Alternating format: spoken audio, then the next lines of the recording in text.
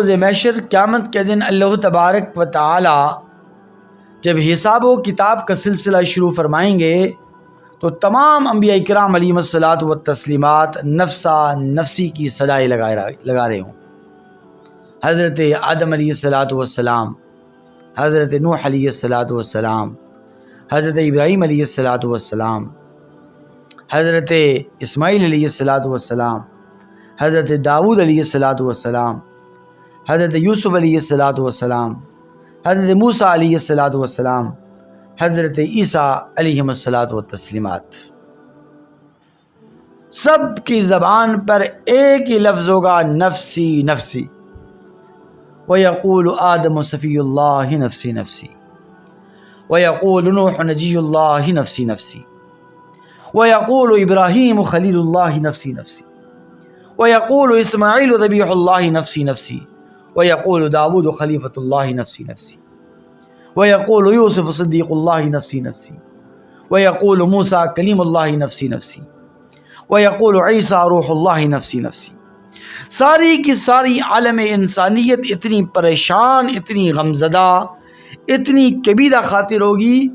کہ اب عالم انسانیت صرف ایک ہی بات کی تمنا کرے گی کہ یا ربا حساب و کتاب شروع ہو جائے۔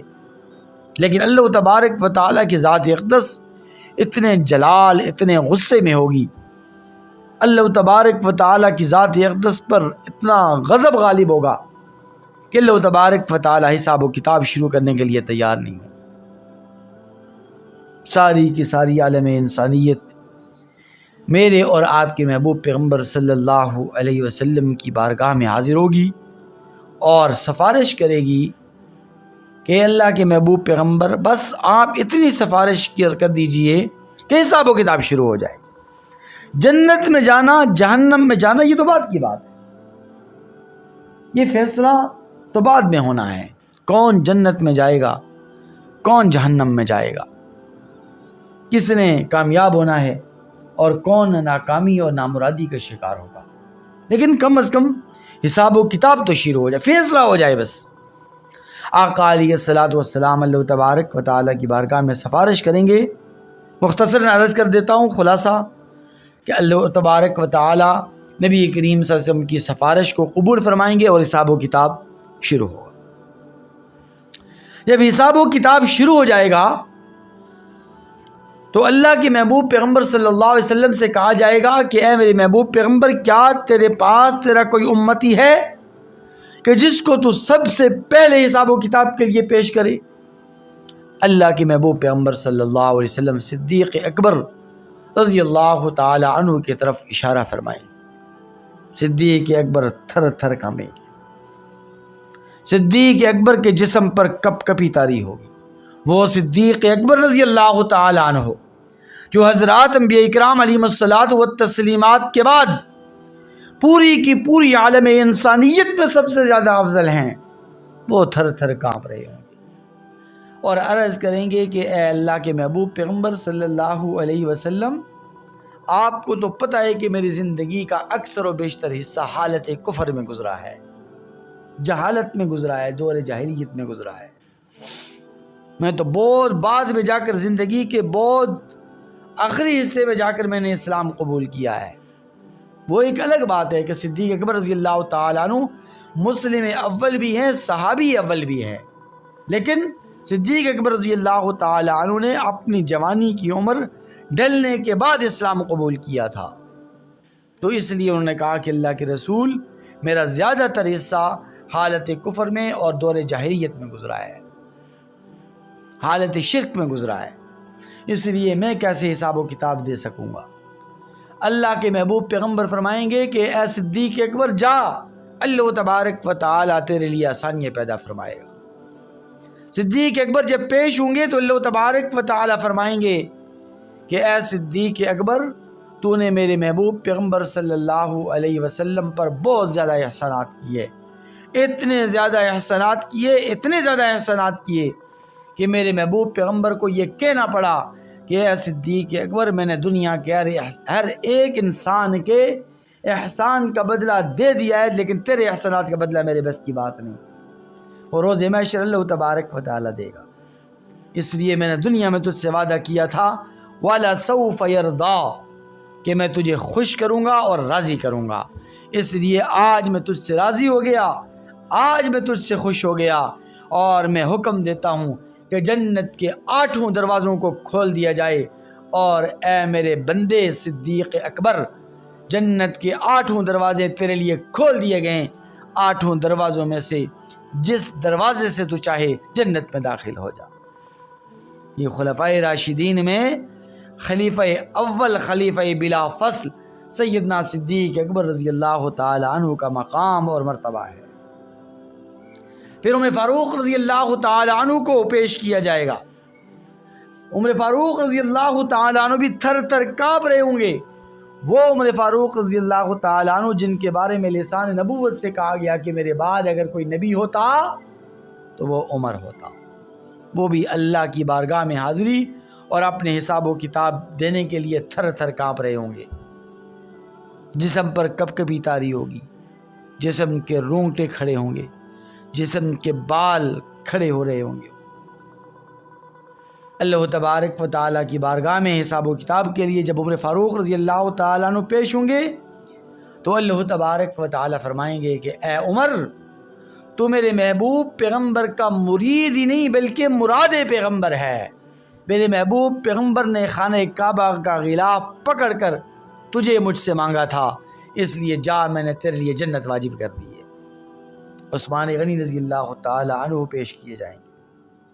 عثمان غنی رضی اللہ تعالی عنہ کے جسم پر بھی کب کبھی طاری ہوگی، وہ بھی ڈر اور خوف کے مارے تھر تھر کانپ رہے ہوں گے، لیکن جیسے ہی عثمان غنی رضی اللہ تعالی عنہ حساب و کتاب کے لیے پیش ہوں گے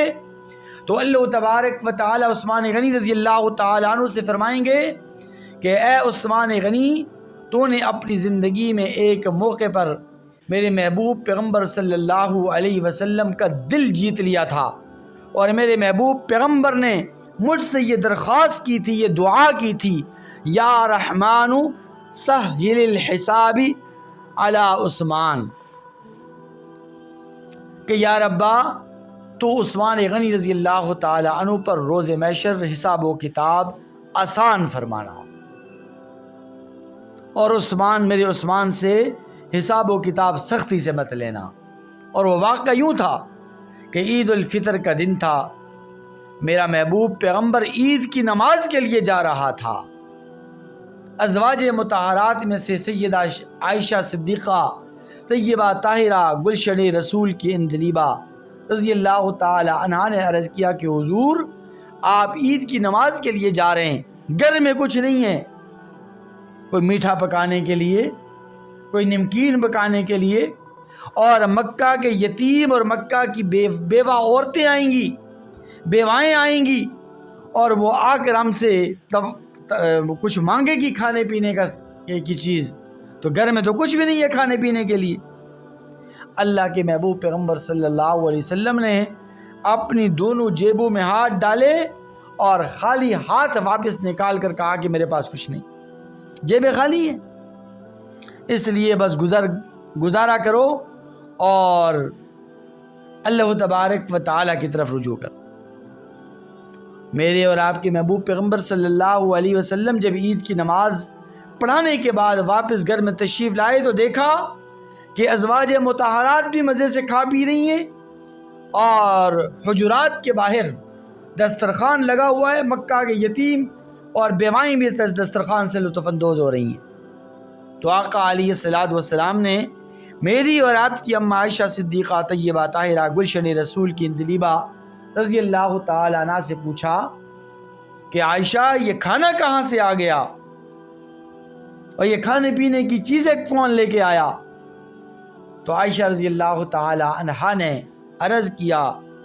کہ حضور، آپ کے چلے جانے کے بعد عثمان غنی رضی اللہ تعالی عنہ اونٹ سے بھرا ہوا، اونٹ سے لدا ہوا سامان لے کر آئے، کھانے پینے کی چیزیں لے کر آئے، اور انہوں نے تمام ازواج مطہرات کے گھروں میں کھانے پینے کی اشیاء تقسیم کی۔ تو آقا علیہ الصلوۃ والسلام کا دل اتنا خوش ہوا کہ آقا علیہ الصلوۃ والسلام نے عثمان غنی رضی اللہ تعالی عنہ کے حق میں یہ دعا کی، یا رحمان سہل الحساب علی عثمان، کہ یا ربا میرے عثمان پر حساب و کتاب کے معاملے میں سختی مت کرنا،